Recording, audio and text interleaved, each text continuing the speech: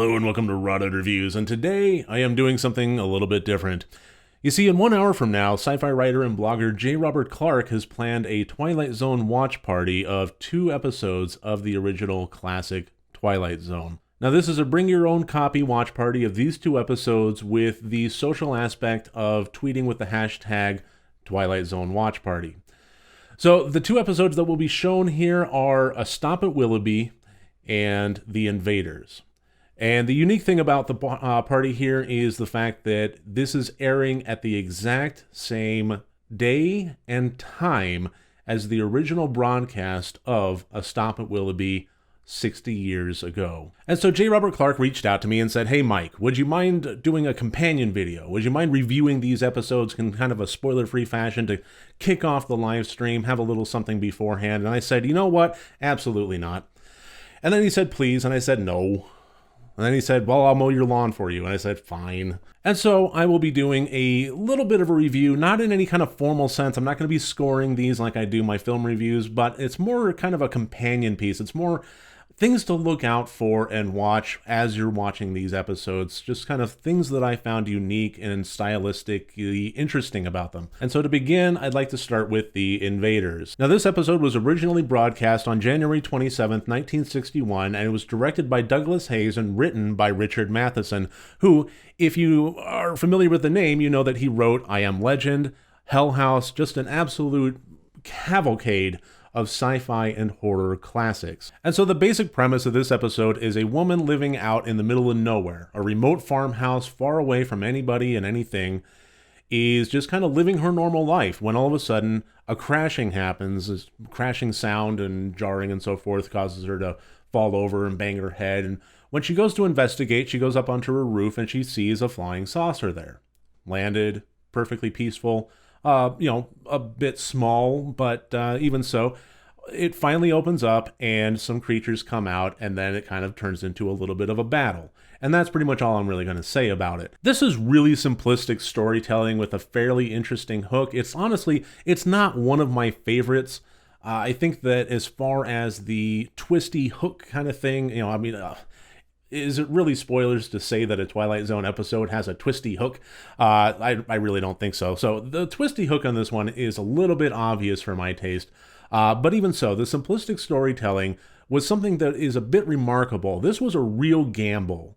The show had been going on for a little bit now, so it had established itself in American households. But even so, to have an episode with pretty much no dialogue. We had Rod Serling's iconic introduction, and we had a very, very brief few lines at the very end, but for the most part, there's no dialogue. There's no speaking in this episode, and that makes it fairly remarkable. That's the kind of thing that would be very difficult to get past studio executives. The writing team must have had a field day doing absolutely nothing in the screenplay except for description commentary. So hats off to it for the risky nature of even presenting this in the first place. But the thing I really want to point out is the technical aspects of this one. Twilight Zone is known for having episodes that are challenging in very technical ways, especially lighting. And that's the thing I really want to highlight with The Invaders is the lighting. I think that that's kind of the thing that I really want people to focus on as they're watching this episode, because it really is remarkable. Twilight Zone is really like I said, it's not shy about this kind of thing. We had the episode of Eye of the Beholder, and that had some very clever lighting with how it introduced shadows to hide very specific elements of everything that was on the screen until they were ready for the reveal. And in The Invaders, we had the element of having a remote countryside farmhouse. And like Rod Serling said in his introduction, "This is one of the out-of-the-way places, the unvisited places, bleak, wasted, dying. This is a farmhouse, handmade, crude, a house without electricity or gas." So there's no lights to speak of aside from fireplaces, oil lamps, so on and so forth. And there is a constant amount of moving. As this battle is taking place between this poor woman and these invaders, She's constantly, having to take candles, having to take oil lamps, move them into the next room with her, douse them, look into cubbies and so forth. And it's important to remember that that can't happen on a technical level with studio cameras and so forth with candlelight. It's just not going to work. I'm going to show you an example of what it might have looked like if they had tried to do something with nothing but candlelight. Here we go. All right, so I am still here. You might not be able to see me, but I am.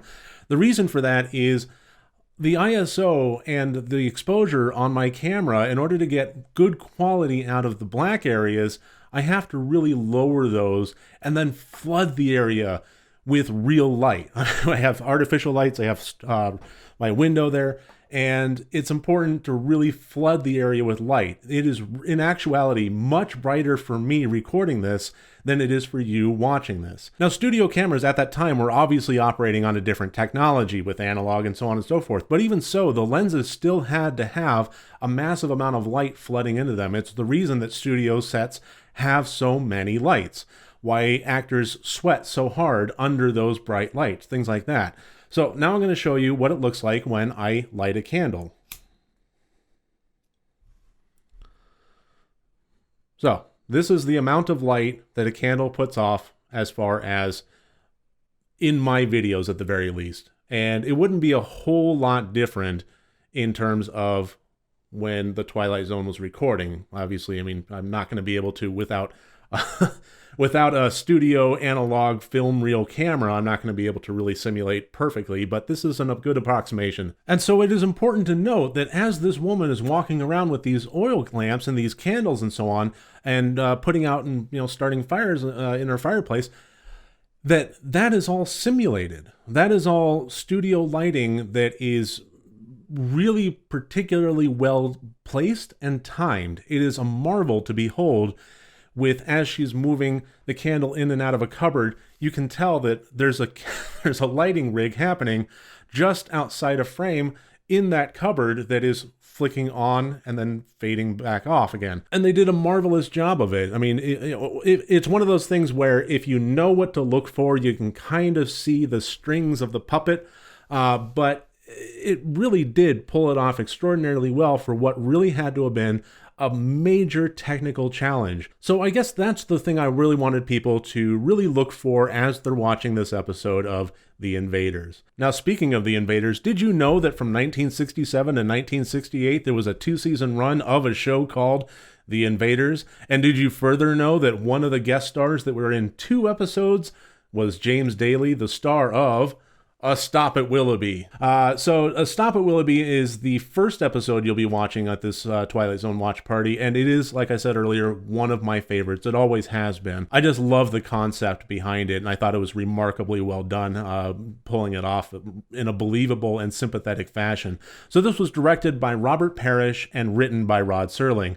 Originally aired on May 6th, 1960. And in this, we find James Daly playing the character of Gart Williams, who is a man that is broken. He was on the edge as it was, but the events of the earlier parts of this episode as an advertising executive and as the husband of a unsympathetic wife has broken him. And on the commuter train taking him from his residence in Connecticut to his job in New York City and back again, something strange has started happening to him. As he takes a little snoozer, he suddenly wakes up and finds himself in a different train, an older train, more of an antique train, and looking outside, instead of a dark, cold winter night taking him to a home that's even colder, he finds that it's a warm summer day, stopped at a nice little train depot. There's people walking around enjoying the sunshine without a care in the world. There's kids walking around shoeless, just having come from the old fishing hole. There's people riding around on penny farthings. There's big bands playing under the gazebo. It's iconic, it's idyllic, it's Americana at its finest,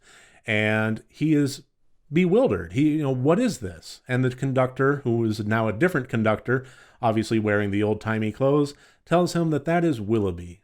Willoughby's right out there, a place where a man can live his life full measure. It honestly sounds like the idyllic place for a man like Gart, who is operating in a world that is going just too fast for him, and that's pretty much the nature of the show as it continues on from there. That's as much as I'm going to reveal without getting into spoilers. So instead of kind of pointing out the technical aspects of this episode like I did with the Invaders, I kind of want to talk about the philosophical aspects of it more. Because obviously the character of Gart is now caught between two worlds, the world of potentially his fabrication of Willoughby and the world that he currently resides in. And pulling away from the Gart character and just speaking to the concept itself, it's something that we've all kind of dreamt about. Honestly, I mean, it may not have been Willoughby, it may not have been any of that idyllic setting, but it was something, maybe going back to high school, maybe, for those of us like myself where high school was really no picnic, something. The idea of, can you ever really go home again, even if it wasn't necessarily your home? And I think that there is an allure to living in a simpler time. In Gart's case, the Mayberry-esque town of Willoughby, just the Americana of yesteryear.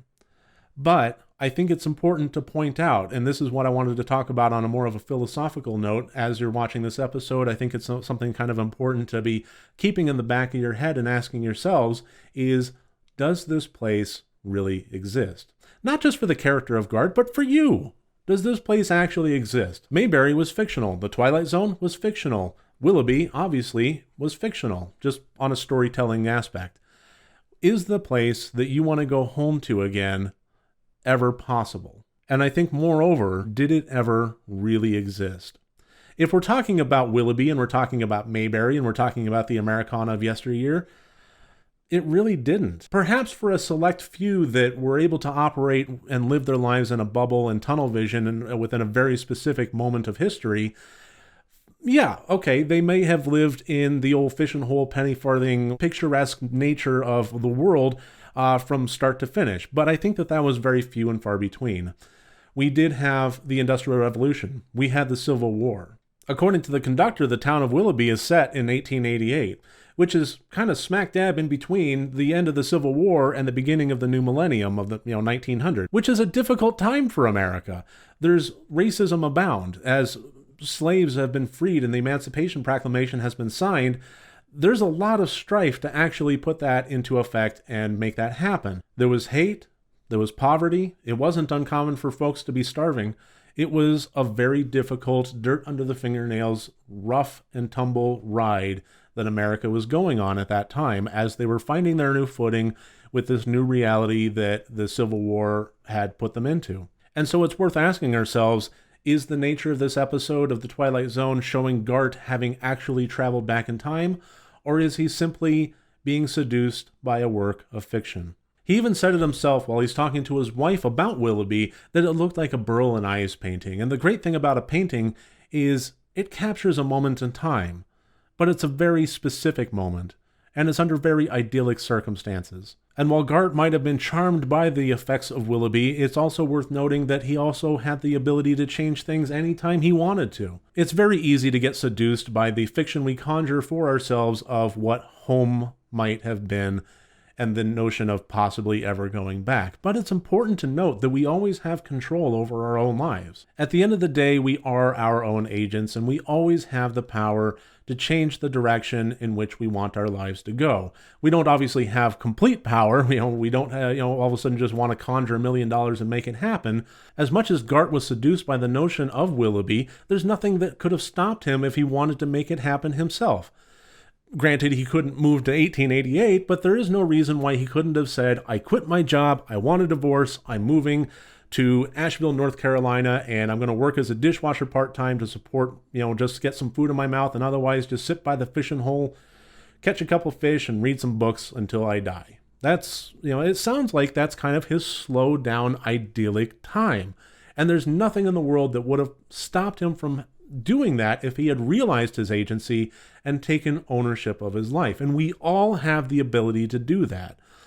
We obviously can't control the circumstances of the world, but we can control the circumstances of our own choices. And if you don't like the direction that your life is heading, realize your own agency, realize the power that you have, and find a way to make things happen so that you can be happy. Everybody in the world is responsible for their own happiness, and that is where Gart fell down. Fat boy, why don't you shut your mouth? He was looking elsewhere. He was looking externally for happiness, and he winds up driving himself into this choice between reality and this potentially imaginary place and time. So that's something to just kind of keep in the back of your head, a little bit of a philosophical nugget to chew on as you're watching the 1960 broadcast of A Stop at Willoughby at this Twilight Zone watch party. Once again, that is happening at 10 o'clock p.m. Eastern Standard Time very shortly now, and people will be talking with one another with the Twitter hashtag Twilight Zone Watch Party. So keep an eye out there. I really thank you for listening to this. I really thank you for joining me here today. I'm going to forgo my normal sign off here, and since this was a very odd episode of Rotted Reviews here, and instead I'm just going to go ahead and say thank you very much for watching, and be excellent to each other.